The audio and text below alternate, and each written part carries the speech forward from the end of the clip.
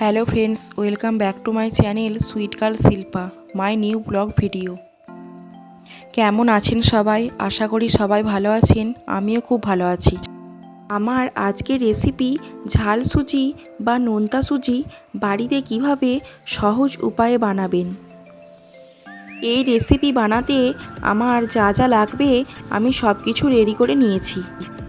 এখানে দেখুন, আলু, গাজর, ধনেপাতা, টমেটো, পেঁয়াজ, লঙ্কা এবং আদা খুব ছোট ছোট করে কুচিয়ে নিয়ে কাটতে হবে। প্রথমে সুজিটা খুব ভালো করে ভেজে নিতে হবে। এখানে আমি 1.5 কাপ মতো সুজি নিয়ে নিয়েছি। তারপর সুজিটা মিডিয়াম ফ্লেমে হালকা করে ভেজে নিতে হবে।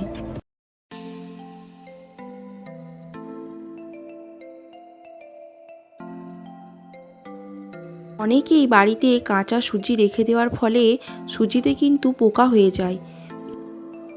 আপনারা যদি বাড়িতে এরকমভাবে সুজিটা ভেজে রেখে দেন তাহলে খুব ভালো থাকে, সুজিতে কিন্তু পোকা হয় না।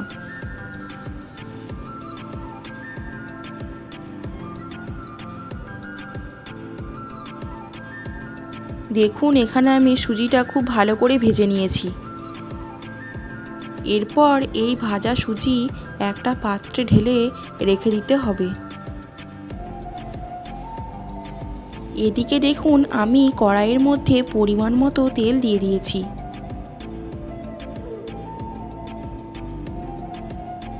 তেল গরম হয়ে গেছে। এরপর আমি চীনাবাদামগুলি হালকা লাল করে ভেজে নেব। দেখুন, আমি তেলের মধ্যে চীনাবাদামগুলি দিয়ে দিয়েছি। এদিকে বাদামগুলি হালকা লাল করে ভাজা হয়ে গেছে।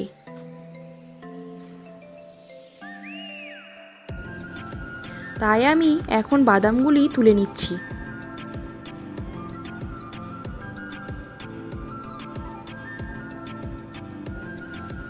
এরপর ওই একই তেলের মধ্যে আমি 2টো শুকনো লঙ্কা দিয়ে দিলাম।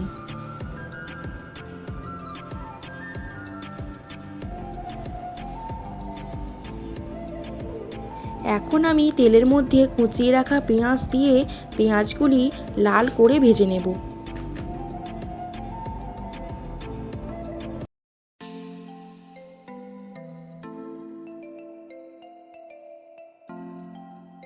এদিকে পেঁয়াজ লাল হয়ে ভাজা হয়ে গেছে। এরপর আমি একের পর এক কেটে রাখা সবজি দিয়ে দেব। এদিকে আমি কুচিয়ে রাখা আলু, গাজর, আদা, কাঁচা লঙ্কা দিয়ে দিলাম।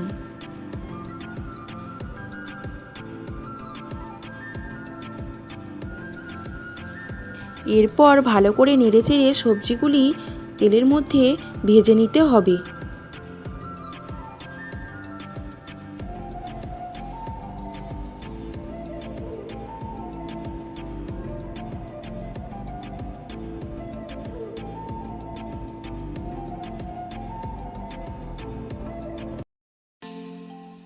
এরপর কুচিয়ে রাখা টমেটো পরিমাণ মতো দিয়ে দিলাম।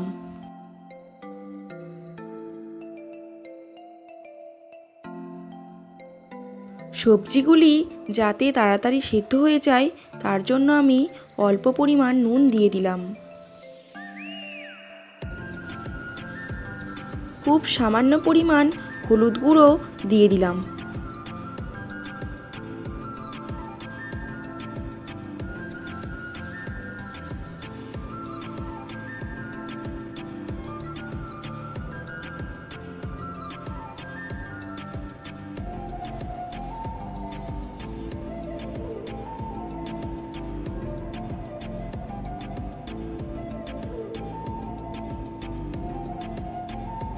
এরপর সবজিগুলি ভালো করে নেড়েচেড়ে 2 থেকে 3 মিনিট ঢাকা দিয়ে ভালো করে সেদ্ধ করে নেবেন।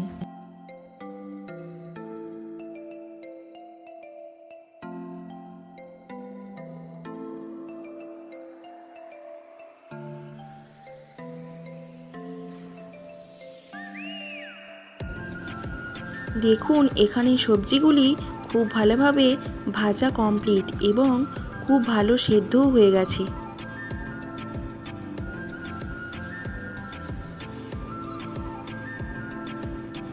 এরপর ভেজে রাখা সুজি সবজির মধ্যে দিয়ে দিতে হবে।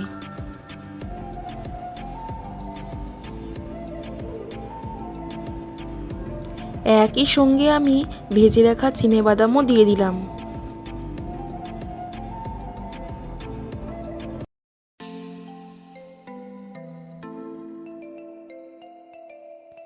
এখন আমি পরিমাণ মতো চিনি দিয়ে দিলাম।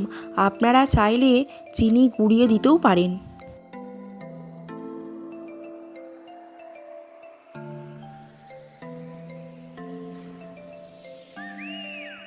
চিনি খুব ভালো করে মিশিয়ে নেওয়া হয়ে গেছে। এরপর পরিমাণ মতো জল দিয়ে দিতে হবে। আমি এখানে 2 কাপ মতো জল দিয়ে দিয়েছি। এখানে 1.5 কাপ সুজি নিয়েছিলাম, তার জন্য 2 কাপ জল দিয়ে দিয়েছি। আপনারা যেরকম পরিমাণ সুজি দেবেন ঠিক তার থেকে একটু সামান্য পরিমাণ বেশি জল দেবেন। এরপর একদম মিডিয়াম ফ্লেমে একটু সময় নিয়ে করতে হবে। একটু সময় নিয়ে মিডিয়াম ফ্লেমে করলে এটা খুব ভালো ঝরঝরে হয়।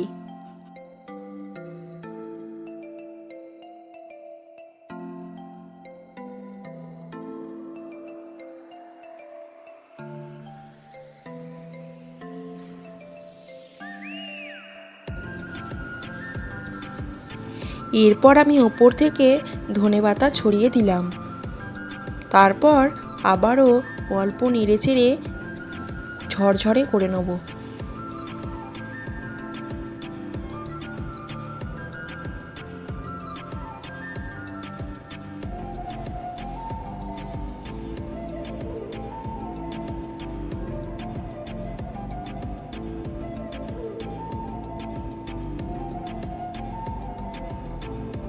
এটা একটু বেশি সময় নিয়েই করতে হবে।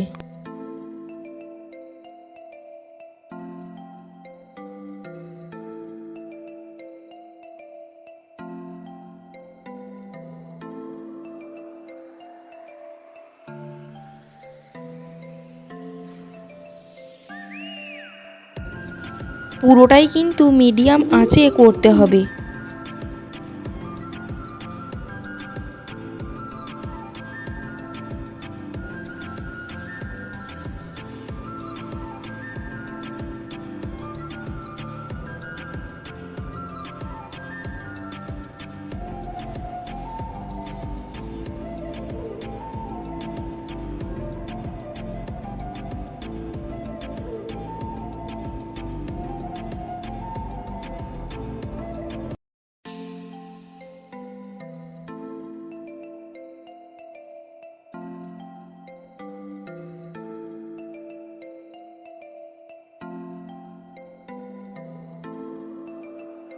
দেখুন এখন সুজিটা কিন্তু খুব ভালো ঝরঝরে হয়ে গেছে।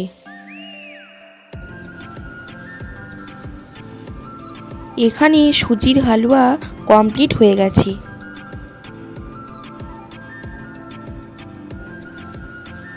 লাল সুজি বা সুজির হালুয়া রেসিপি আপনাদের কেমন লাগলো অবশ্যই জানাবেন এবং আমার চ্যানেলটি লাইক, কমেন্ট, শেয়ার ও সাবস্ক্রাইব করে দেবেন।